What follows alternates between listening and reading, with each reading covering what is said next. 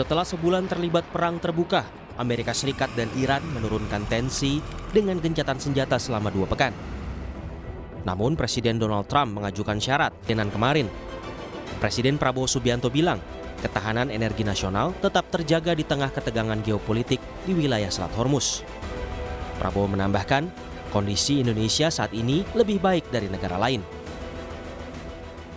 Jadi saudara-saudara, apa yang kita alami sekarang, krisis yang terjadi di Timur Tengah yang membuat harga energi menjulang, sebenarnya kita harus yakini dan kita harus syukuri bahwa kondisi bangsa kita berada dalam kondisi yang jauh lebih baik dari bangsa-bangsa lain. Setelah saya mempelajari angka-angka, dapat laporan dari menteri-menteri saya, ternyata kondisi kita cukup aman. Ada tantangan, ada kesulitan, tapi kita mampu menghadapi dan mampu mengatasinya. Sementara itu, Menteri Energi dan Sumber Daya Mineral Bahlil Lahadalia menegaskan telah menemukan sumber pasokan minyak mentah pengganti dari berbagai negara untuk menutupi ketergantungan impor dari Timur Tengah. Dengan demikian, pasokan bahan baku BBM di dalam negeri dipastikan aman dan tidak terganggu. Total yang kita ambil dari Selat Hormuz untuk crude, kita kan nggak pernah impor BBM jadi dari Timur Tengah, dari Middle East. Yang ada itu tinggal crude-nya aja. Crude-nya sekitar 20-25%. Dan kita sudah mampu mendapatkan penggantinya dari beberapa negara seperti Angola, Afrika, Nigeria, Amerika, dan beberapa negara lain. Jadi kita insya Allah udah clear lah, insya Allah aman. Ya. Meski demikian, pemerintah bersama pihak badan usaha seperti Pertamina maupun swasta sedang mengevaluasi harga BBM non-subsidi. Ya, lantas sejauh mana gencatan senjata akan berdampak pada perekonomian dunia dan apakah gencatan senjata akan berujung pada perdamaian? Kita bahas bersama Guru Besar Hukum Internasional UI Hikmahanto Juwana dan Kepala Pusat Ekonomi Makro dan Keuangan Indef M. Rizal Taufikur Rahman. Selamat sore, Prof. Selamat sore, Mas Rizal. Selamat sore, Mbak. Ya, kita mulai dulu dari kesepakatan gencatan senjata. Ini akan berdampak seperti apa kepada dunia, Prof. Hikmah? Sebenarnya dampaknya akan positif ya, tetapi baru 1 hari berjalan, ini ada isu yang menjadi masalah, yaitu apakah sebenarnya gencatan senjata ini dilakukan antara Amerika Serikat, Israel dengan Iran, atau Iran dengan sekutunya. Karena kita tahu sekarang ini Israel masih melakukan penyerangan ke Lebanon Selatan, bahkan ke ibu kotanya. Banyak pihak yang mengatakan bahwa jangan-jangan Israel ini tidak menghendaki Amerika Serikat menghentikan serangan ke Iran. Karena apa? Tujuan dari Israel itu belum tercapai, yaitu mengganti rezim dari mullah ke sistem kerajaan di mana Reza Pahlavi yang diharapkan menjadi pemimpin di Iran. Nah, masalahnya adalah apakah di dalam 10 poin yang disampaikan oleh pihak Iran itu termasuk larangan untuk menyerang Iran dan sekutunya atau hanya Iran saja? Karena kalau dalam 10 proposal poin yang disampaikan oleh Iran, salah satunya penghentian perang di semua front, termasuk melawan perlawanan Islam yang heroik di Lebanon. Artinya kan poin ini sudah ada, Amerika Serikat menyetujui, tapi rekannya Israel tidak terima dan tetap mengecualikan Lebanon. Ada apa ini? Masih satu geng atau enggak? Saya rasa sebenarnya tidak satu geng ya, karena begini, dari pihak Israel mau melakukan sabotase terhadap apa yang akan dilakukan oleh Amerika Serikat. Karena bagi Trump, yang menjadi resiko itu adalah keberadaan dia sebagai seorang presiden di Amerika Serikat. Karena banyak warganya yang tidak menyetujui apa yang dilakukan oleh Trump, dan ini untuk kepentingan Israel. Kalau misalnya ternyata Amerika Serikat masih menyerang Iran, ini rakyatnya akan tidak percaya pada Trump bahwa perang ini sebenarnya perang untuk Israel, bukan untuk Amerika Serikat. Nah, oleh karena itu saya mengatakan bahwa ini akan ada semacam sabotase oleh pihak Israel dengan harapan Amerika Serikat akan melancarkan lagi setelah 2 minggu atau bahkan lebih cepat serangan kepada Iran. Karena saat sekarang, karena adanya serangan dari Israel ke Lebanon, Selat Hormuz kelihatannya ditutup lagi oleh pihak Iran, gitu ya. Iya, benar. Paling tidak boleh melewati dari Selat Hormuz ini kapal-kapal yang tadinya sudah akan diokekan begitu. Ini menunjukkan bahwa Iran ingin agar Israel menjaga kesepakatan itu, dan ini sudah dikonfirm oleh Pakistan sebagai mediator, perdana menterinya yang mengatakan memang ini termasuk juga terhadap sekutu-sekutu dari Iran, seperti itu. Sebelum saya ke Mas Rizal, Prof, tolong dijawab. Jadi, apakah menurut Anda sendiri gencatan senjata akan berjalan persis 2 minggu seperti kesepakatan Amerika Serikat dengan Iran? Karena Iran sebelumnya juga sudah mengancam akan mengakhiri gencatan senjata jika Israel terus menyerang Lebanon. Ya, jadi kalau misalnya soal 2 minggu, ini kadang-kadang Trump itu selalu mengatakan kalau misalnya buat deadline 2 minggu. Kita nggak tahu kenapa, pokoknya 2 minggu, itu yang seringkali dilakukan. Nah, apakah benar 2 minggu atau tidak, kita tidak tahu. Tetapi yang kita harapkan bahwa upaya ini merupakan upaya Amerika Serikat untuk keluar dari perang ini. Karena sekali lagi, sebagaimana saya katakan, di Amerika Serikat ini rakyatnya tidak menyetujui, bahkan juga para politisinya tidak menyetujui perang yang di Iran yang berkepanjangan. Tapi sekali lagi, kalau misalnya Amerika Serikat tidak ada dan Lebanon terus diserang oleh Israel, ini kan akan membuat Iran akan menyerang Tel Aviv. Nah, ini yang kita tidak tahu apakah Amerika Serikat nantinya akan kembali melakukan serangan balik ke Iran, begitu. Oke, baik. Saya ke Mas Rizal.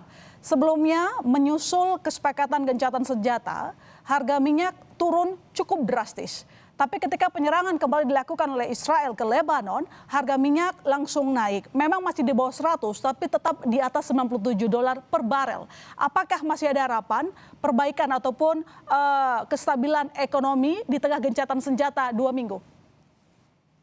Iya, saya kira per menit tadi sudah sampai ke 99 ya, dolar per barel gitu ya. Dan nampaknya resiko ekonomi ke Indonesia memang agak sedikit turun ya, tetapi belum hilang. Apalagi sekarang naik lagi ya. Karena memang selama ini kan beban dari kenaikan harga ICP juga ditanggung oleh pemerintah, maka tentu akan beban lagi ya terhadap fiskal. Meskipun pemerintah sudah menyiapkan. Artinya apa? Pasar membaca bahwa cash fire ini masih rapuh karena masih beresiko ya. Bahkan lalu lintas di Selat Hormuz juga belum pulih normal. Per hari ini juga Iran akan menutup ya, karena Israel masih melanjutkan serangan ke Lebanon. Bahkan ada dorongan dari sejumlah negara agar akses Selat Hormuz ini juga dibuka ya tanpa syarat. Namun tentu konsekuensinya bagi Indonesia jelas ya, volatilitas harga minyak masih tinggi, biaya asuransi dan freight energy juga masih nominalnya cukup besar, dan import inflation juga masih menganga nih ya, dan juga tentu membayangi lewat kanal energi. Jadi meskipun Menteri Bahlil mengatakan sudah mengantongi sejumlah negara sebagai asal impor minyak, tetap tidak begitu menyenangkan hati kita, Mas Rizal? Ya, saya kira memang masih punya resiko gitu ya, meskipun sumbernya bukan lagi dari Selat Hormuz katakanlah secara mayoritas, ada alternatif-alternatif, tetapi tentu kan kita negara yang sangat tergantung kepada stok ya, kepada kelancaran dari importasi gitu. Artinya apa?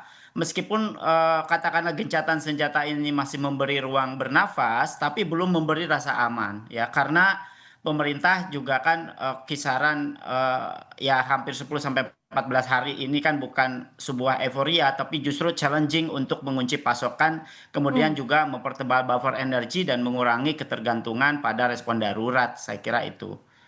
Dan yang kita tahu bahwa Selat Hormuz ini kembali ditutup setelah ada penyerangan dari Israel kepada Lebanon, dan juga memang tetap akan kenakan tarif Selat Hormuz 34 miliar rupiah tetap berlaku katanya Prof. Jadi apakah posisi Iran sebagai otorisasi dari Hormuz ini tidak melanggar ketentuan internasional?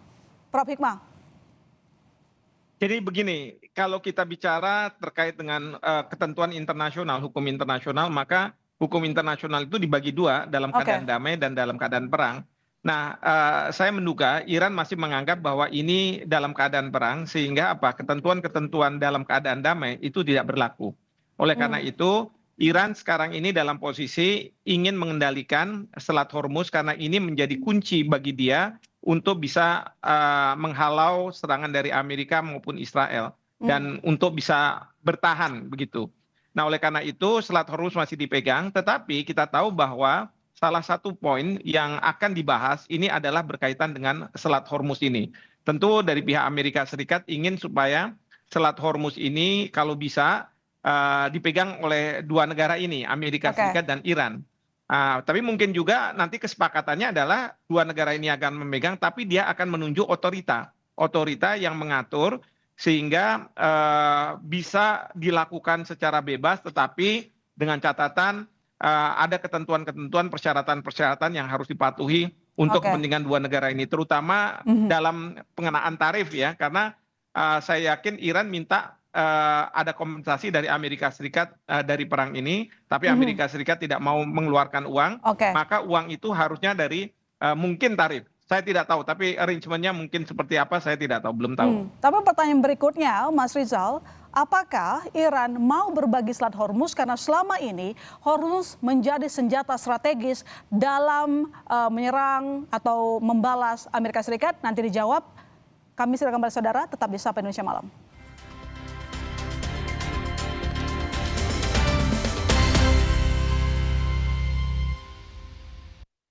Gurihnya creamy latte, kalau belum coba, pasti nggak nyangka. Terbuat dari kopi Great Brazil dan susu New Zealand, bikin kopinya gurih. Iya, gurih. Penasaran kan? Coba deh, pasti nggak nyangka. Creamy latte, kopi latte, gurih. Kita anak Energen. Sukses dimulai dari sarapan bergizi lengkap. Energen, sarapan bergizi lengkap pilihan Alo Dokter. Ayo minum Energen. Kita anak Energen. Gurihnya creamy latte, kalau belum coba, pasti nggak nyangka. Terbuat dari kopi Great Brazil dan susu New Zealand, bikin kopinya gurih. Iya, gurih. Penasaran kan? Coba deh, pasti nggak nyangka. Creamy latte, kopi latte, gurih. Memang Hotin DCL beda dengan yang biasa. Karena rematik, keselio, dan nyeri sendi bukan sakit biasa. Pakai Hotin DCL. Bahan aktif DCL-nya meresap ke pusat sakit. Panasnya pas, redakan nyeri sendi dan keselio. Hotin DCL. Sendi harus dijaga, apalagi kalau usia sudah bertambah. Jika perlu, minum Wellmove, bantu jaga kesehatan sendi. Wellmove diproduksi dengan teknologi modern dan halal. Wellmove, bergerak itu nikmat. Nenek dapat umroh! Kejutan tutup botol Ramadan Aku Pipa dimulai. Hadiah spesial hanya selama Ramadan. Ada produk elektronik, uang, temukan hadiahnya di semua ukuran Aku Pipa selama Ramadan dari Wingfood. Ramen, yes! Wah, garamnya sedap. Legendaris Jepang, kata chicken ramen. Minyak lurus, kuahnya putih dan creamy. Yes, yes! Tokyo Chicken Yakitori, manis, gurih, umami. Oishi. Minyak lurus diseruput gak putus. Ramennya the best. Pasti ramen, yes! Dari Wingfood. Nenek dapat umroh! Kejutan tutup botol Ramadan Aku Pipa dimulai. Hadiah spesial hanya selama Ramadan. Ada produk elektronik, uang, temukan hadiahnya di semua ukuran Aku Pipa selama Ramadan dari Wingfood.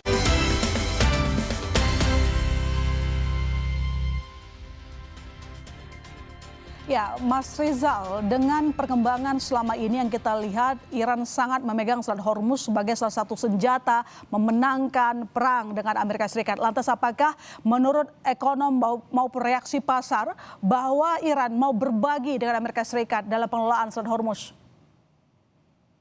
Saya mungkin nanti Prof juga mungkin lebih paham ya terkait dengan hukum internasionalnya nih. Jadi saya kira tidak ada ya di UNCLOS itu Selat Hormuz itu jalur internasional yang semua kapal punya hak transit di situ. Kemudian negara pesisir katakanlah Iran dan Oman tidak boleh juga sebenarnya mengetol atau membatasi secara sepihak. Tapi secara hukum global tidak ada ruang untuk Iran untuk membagi atau memonopoli kontrol gitu ya. Tetapi fakta saat ini Iran justru memperkuat kontrol ya, bukan berbagi. Jadi kalau apakah kemudian Iran akan legowo gitu ya, saya kira kan tergantung dari negosiasi ya, lagi-lagi tergantung dari geopolitik. Artinya apa? Artinya bahwa kontrol akses oleh Iran bukan governance bersama, saya kira. Jadi narasi share control sebenarnya hanya wacana geopolitik saya melihat, dan nampaknya AS sempat mengusulkan ya semacam koordinasi atau joint arrangement, tetapi Iran kemungkinan akan mengontrol dan reopening menjelang renegosiasi gitu. Tapi tentu realitasnya Iran tetap ingin memegang kendali utama sebagai leverage geopolitik ya. Bahkan saya kira negara Barat dan juga Uni Eropa justru menolak kontrol Iran karena berbahaya bagi sistem global. Jadi kalau kemudian narasi berbagi di sini lebih kepada negosiasi politik sementara, bukan sistem yang permanen. Dan ini yang harus cermati oleh Indonesia ya.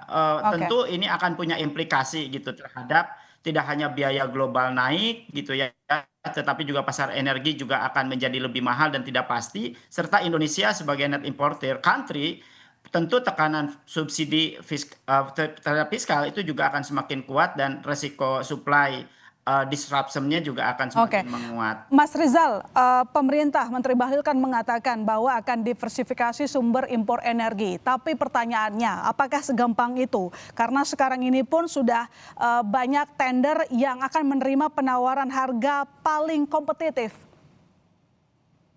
Iya, saya kira boleh saja gitu ya, cuma harus siap dengan harga yang kompetitif kan gitu.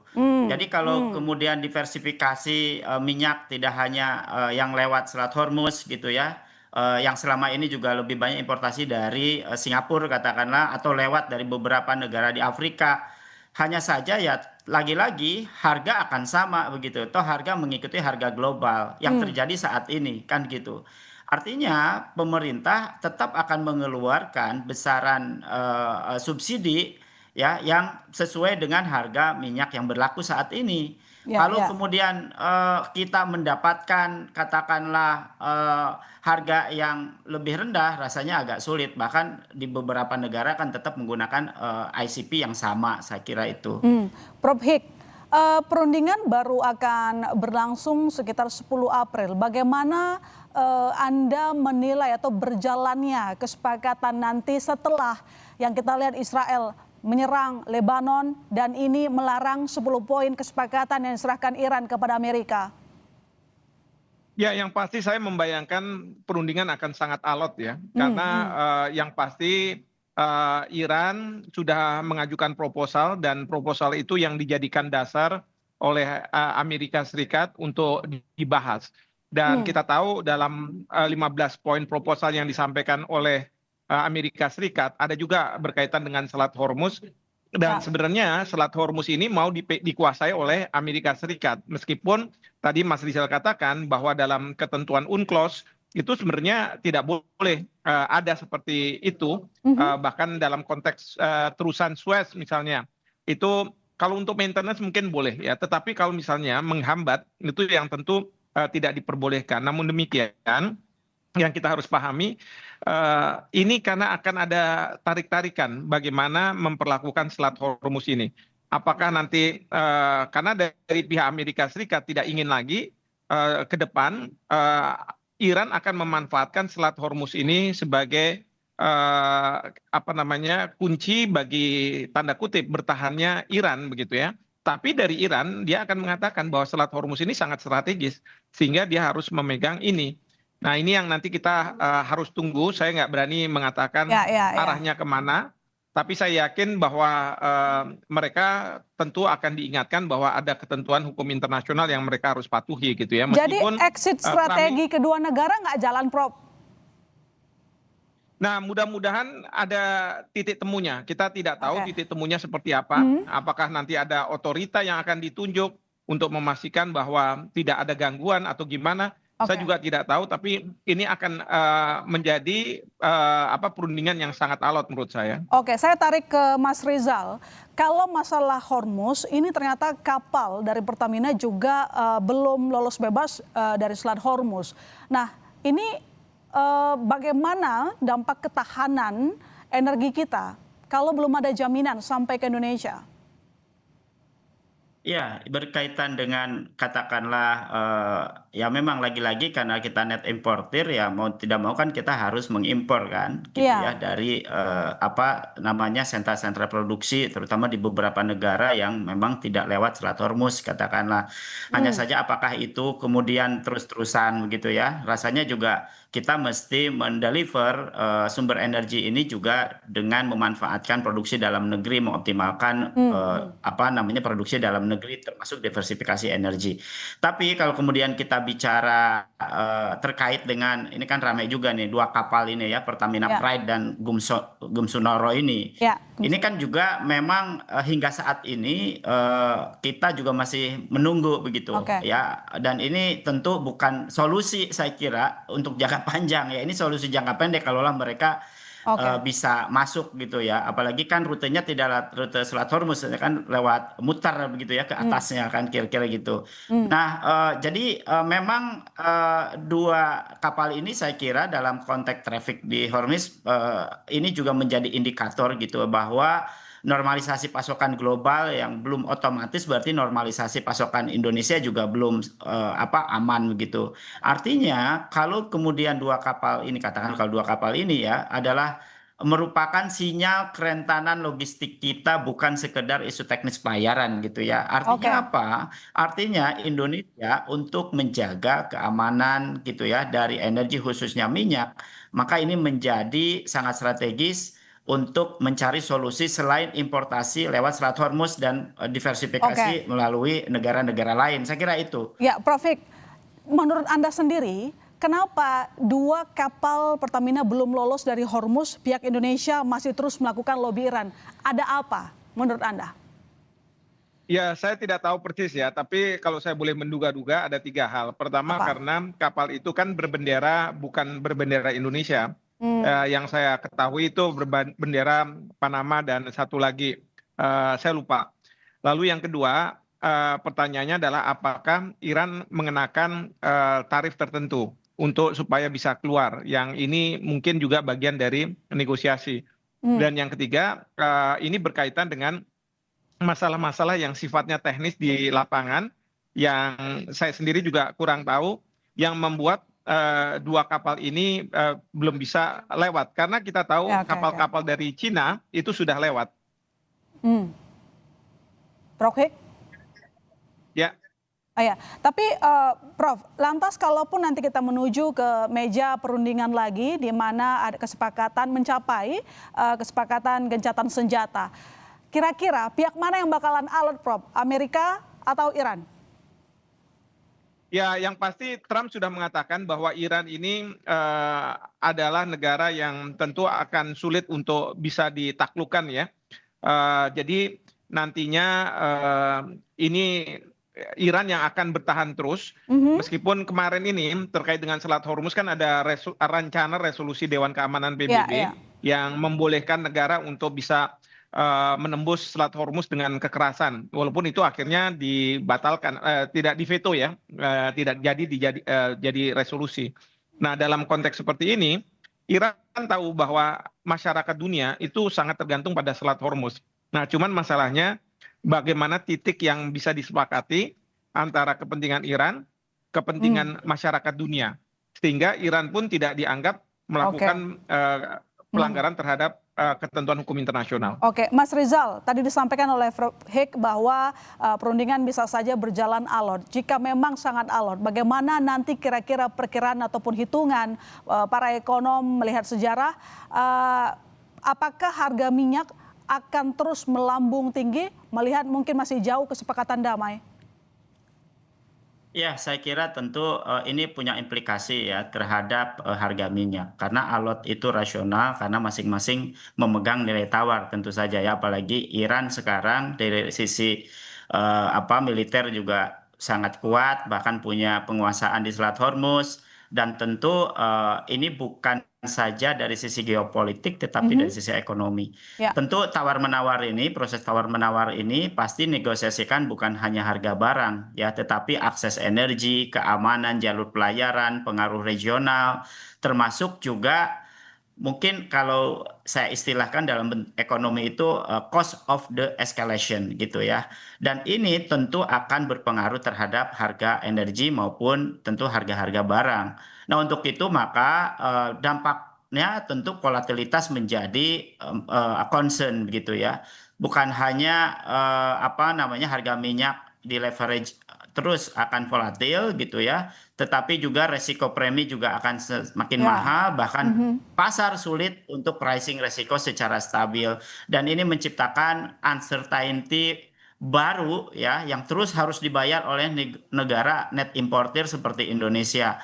Dan implikasi bagi Indonesia tentu perundingan yang alot berarti biaya energi tidak turun dengan cepat ya, resiko keterlambatan pasokan juga tetap tinggi, kemudian APBN tentu akan menghadapi tekanan yang berkelanjutan, serta inflasi dari satu sisi logistik dan juga bahan baku semakin tinggi gitu harganya. Dan Indonesia memang dalam posisi bukan lagi price maker, tapi price taker dan risk absorber. Nah, itu saya kira, Mbak. Baik, terima kasih Mas Rizal, terima kasih Prof. Hikmawanto telah bergabung di Sapa Indonesia Malam. Sama. Saudara, meski Amerika Serikat Iran menyepakati gencatan senjata, Israel sekutu Amerika masih terus membombardir Lebanon. Apakah ini akan memengaruhi gencatan senjata? Kami segera kembali.